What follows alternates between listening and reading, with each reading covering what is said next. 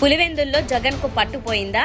పులివెందుల్లో సాగునీటి సంఘాల ఎన్నికల్లో వైసీపీ చేతులెత్తేయడంతో అక్కడ కూడా వైఎస్ జగన్ పని రాజకీయంగా అయిపోయిందనే వాదనను టీడీపీ అనుకూల మీడియా పెద్ద ఎత్తున తెరపైకి తెస్తోంది. పులివెందుల్లోనే జగన్ బలహీనపడితే ఇక రాష్ట్రంలో వైసీపీ పరిస్థితి ఏంటో అర్థం చేసుకోవచ్చని టీడీపీ నేతలు అంటున్నారు.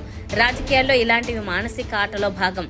సాగునీటి సంఘాల ఎన్నికలు నియంతృత్వ ధోరణిలో సాగాయనేది బహిరంగ రహస్యమే. ప్రజాస్వామ్యంలో ఎన్నికలు జరగాల్సిన రీతిలో జరగలేదనే సమాధానం కూటమి నేతలే చెబుతారు.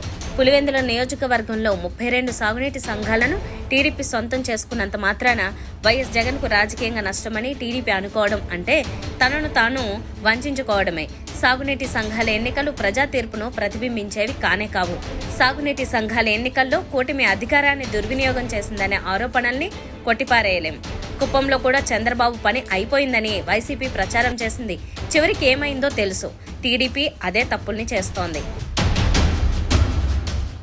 నేడు రాజ్యసభలో 3 సభ్యుల ప్రమాణ స్వీకారం. రాజ్యసభ ఉప ఎన్నికల్లో ఏపీ నుంచి ఏకగ్రీవంగా ఎన్నికైన 3 సభ్యులు ఇవాళ ప్రమాణ స్వీకారం చేయనున్నారు. బీదా మస్తాన్ రావు, ఆర్ కృష్ణయ్య, సానా సతీష్ రాజ్యసభ సభ్యులుగా ప్రమాణం చేయనున్నారు.